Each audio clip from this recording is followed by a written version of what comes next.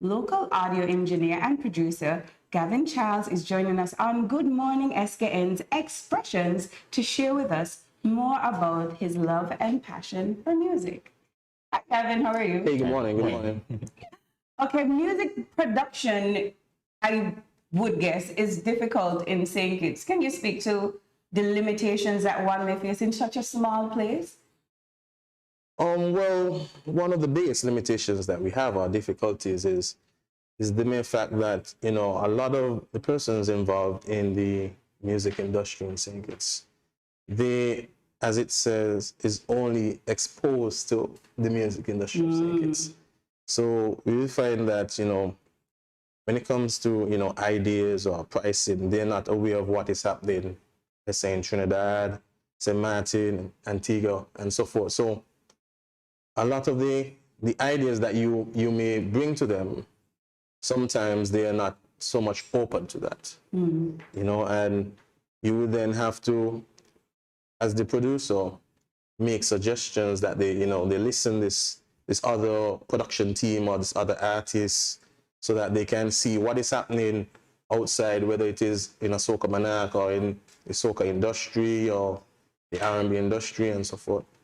So I think it's just been a bit difficult getting them to be open to that. All right, so how long have you been a producer, and can you give us an idea of your musical background? Okay, I've been a producer from 2013. I've been a part of a number of bands in St. Kitts. I'm a musician. I'm a keyboardist and saxophonist, as well as a bass guitarist. I was a member, one of the founding members of the Royalties band, also a member of the Bacchanali's crew and the Upset Squad. I've also been a part of the St. Kitts Navy's Defense Force band, where I arranged a number of pieces for them, as well as a musician for hire, toured around a lot of different places, performed for Carifesta and a lot of festivals around the Caribbean. So, I mean, again, I know nothing about producing. Can you tell us some of the tools that you use? Like, what is your studio? What are the tools that are in your studio? Music production and studio work is basically, it's a new world compared to what it used to be. Now, whereas in the 90s, in the 60s and the 70s, you had these big reels and you needed all this equipment. In this new age, a studio can be limited to your bedroom now. So I've been to bedroom studios.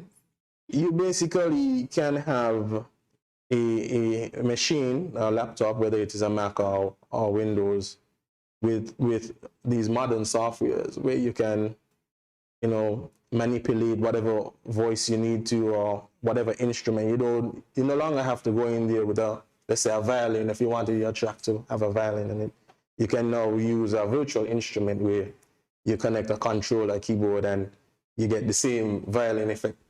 So in my studio is basically a treated room with a computer speakers,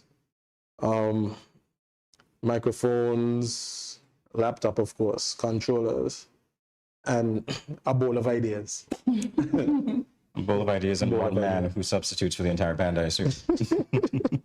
All right, so technology, as we said, is always advancing. What are some of the ways that you use to stay on top of it, and are there any challenges on that front? Well, what I've tried to do is often to look at market trends.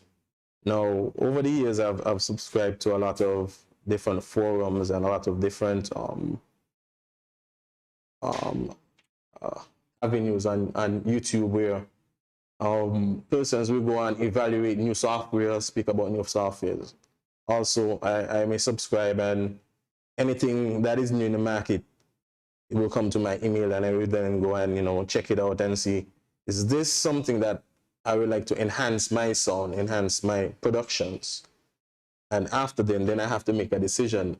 The decision is basically whether or not I'm willing to invest in this software. Because, yes, we may find a little free thing on the internet, but, sometimes it's not really that beneficial for us if you're a serious producer, because, we have these updates and you want to be you know, what's in with what's trending. You have to, you know, invest a little bit of the sugar cake. You know? Right.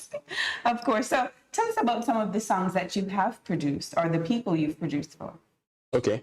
I've done a number of soca hits. I'm mainly a soca producer. I produce other things as well, but in sync, it's in the Federation and in the Caribbean. I'm more into the soca genre.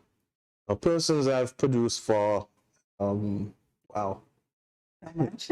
There's, of course, Mr. Hype, Lucas H.E., Molly Media, the Upset Squad. I've produced a track already for Ricardo Drew. Oh, wow. There's Laurencia Knight, better known as Genesis, Shaki Starfire, Queenie G, and You're calling all of the local soca stars. a couple of persons I've been working with. All right, so one final question on this. What's the biggest and longest project that you've undertaken? The biggest project may have been that project with Ricardo Drew, for me personally. He's a big name in the music industry.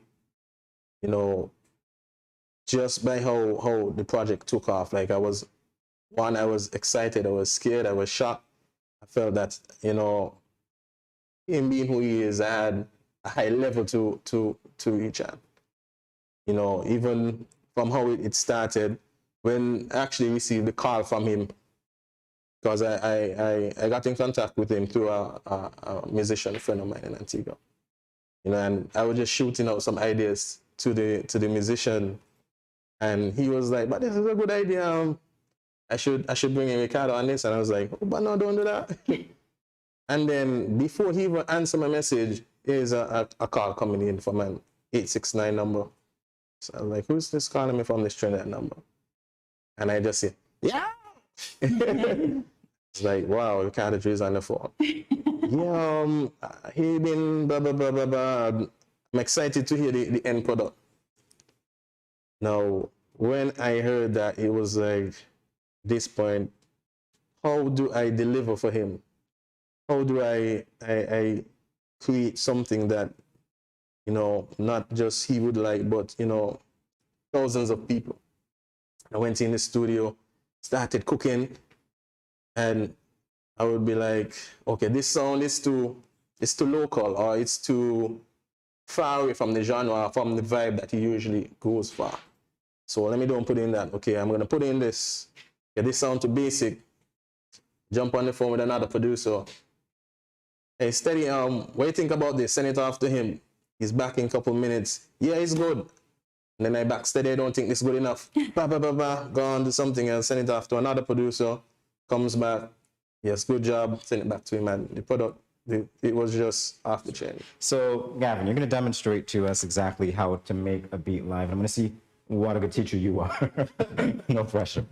First of all, you must know that the instruments that I'm going to be using are, as we said earlier, virtual instruments that are on the system, on the computer. So we use this keyboard. It doesn't have any sounds at all. This is used to trigger sounds from this computer via this USB connection through MIDI. Interesting. All right. So, as you may see on the screen, I started a little thing before you Yeah. I have to basically now add stuff to this to make it layer. Man, you know what's going on. So at this point, I'm gonna add a little bass. I don't know if you ever played the keyboard before. I have. Oh, nice. Okay. So I'm gonna add a little bass in here. R for record. Okay. I'm gonna play a progression now.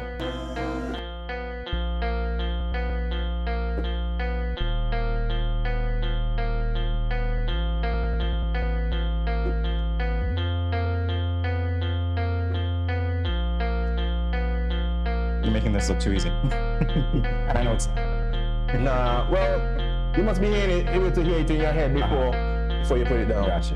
That's like your blueprint. Yeah. So I will just go and add different instruments to make this bigger. Build the groove. Well, you can touch this key right here. You can tell me when. Just over and over like this. Yeah, man, you in the rhythm? You got everything going on.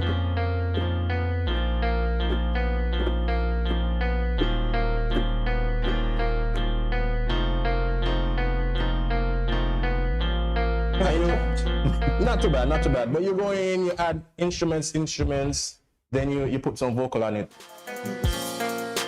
You hear that there? Volume. Wait, no answer. You guys are home hearing I mean, what a is it? live beat, right? 1, 2, 3, 4, 5. I'm gonna call it the GJ live beat. Yeah, so we go and layer different things Right. behind it. You put a beat to it, whatever your mind is thinking at the time, whatever you might be feeling. Sometimes you might try to add something and it's not a part of the vision at the end of everything is when you're evaluating the overall sound of the product, and you might decide, oh, take this out, take that out, this is clashing with that. Sometimes you may give it to the artist and they don't feel like it's appropriate for what they're looking for.